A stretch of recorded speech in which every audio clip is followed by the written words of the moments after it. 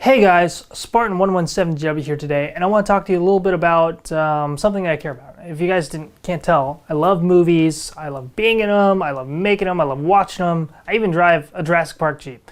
And I love guns in movies, and I love practical effects and catching things in camera. So everybody already knows about the tragedy that happened on the set of Rust with Alec Baldwin, where there was an armor issue.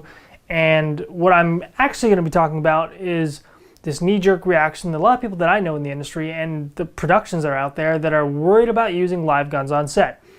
And I'm here to tell you, you guys have to remember that filmmaking, especially done the practical way, is dangerous, but people do it to push the limits, to be the purest in their art form. It's, between analog and digital, there's always that battle. And I think, analog is always inherently a little more dangerous, but it's also a little more raw, a little more gritty. And as good as our CG gets, we're so used to seeing it that we're almost not, I guess you could say, not really excited about it as much anymore, about what it can do, because we've overused it, really, honestly.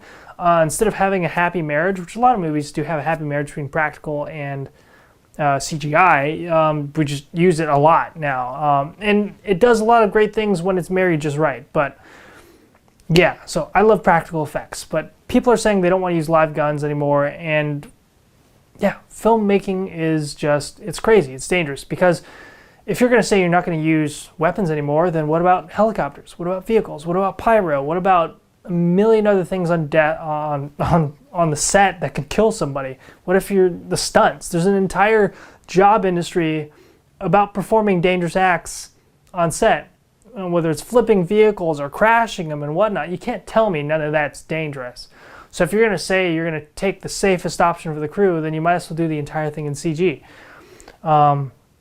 And just to kind of run through a couple stats, I mean, like, the number of firearms deaths since 1984 on set is like, you can count them on your hand. But the number of deaths that have just from aircraft, vehicles, stunts, I mean, there's like 117 deaths in film, and more. There's been more from construction than there are from firearms. So firearms aren't the problem. Incompetence is.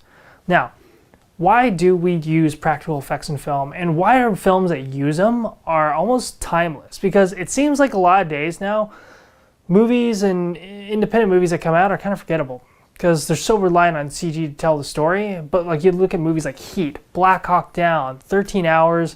These movies are pretty cool and pretty memorable. I know, well, Michael Bay, his stories are kind of here and there, depending what franchise he's doing, but 13 Hours was fucking awesome. And you gotta give the guy credit. He uses a lot of fucking practical effects, and he uses a lot of CG too, and he has a good marriage between them. But I can always appreciate, from being in film and being on set, practical effects. Like Christopher Nolan, one of the biggest purists out there, he still uses CGI to fill some gaps, but I mean, working on Tenet, you had real helicopters, you had real pyro, real explosions, real extras.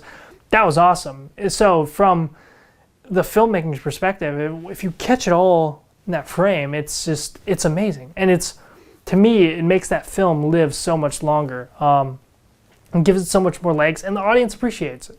Tom Cruise, whether you like him or not, is one of the biggest proponents of, he's kind of been bringing practical back to an extent, where he's doing halo jumps, he's flying helicopters, he's hanging off the side of aircraft, he's doing all kinds of things, and they're all dangerous, and we all accept the risks. But that's just part of the nature of practical filmmaking. And I think we kind of forget that a little bit. So that's why I'm not a big fan of this knee-jerk reaction. And I think CG is great. I've used airsoft and other non-firing weapons on tons of sets before. I've used them in my own projects because of budget constraints.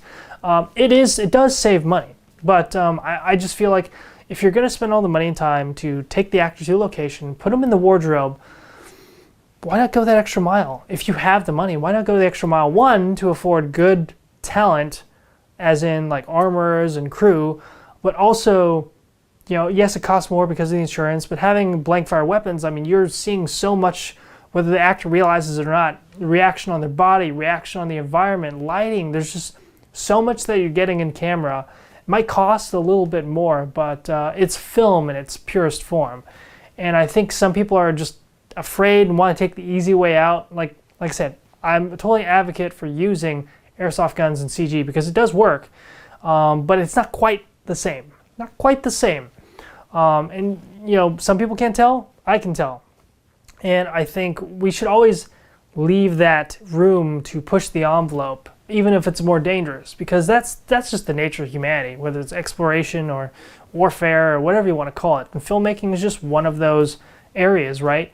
I think we should still be able to do real stunts. I think we should still be able to use real helicopters. And I think people are just so narrow-minded on firearms, they forgot that there's so much other dangerous shit on set. So those are just some of my thoughts. As someone who's worked in film and television before, on the side, just because my nature of proximity of dealing with weapons or having weapons knowledge or whatever, and working on different sets and stuff like that, that's just my thoughts. So thank you guys for watching. I hope you filmmakers out there, if you guys have any questions, let me know. I'm really interested to hear what you guys' thoughts are. I think there's a good balance, and I think we can still use things. We just need to educate people on firearms, and I think that's part of the problem, honestly, is that people aren't educated on firearms like the way they used to be. You know, no one's growing up with their dad teaching them how to shoot.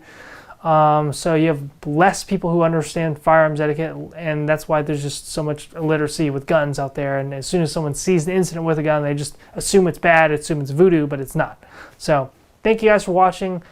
This is Spartan 117GW, and I'll see you guys next time.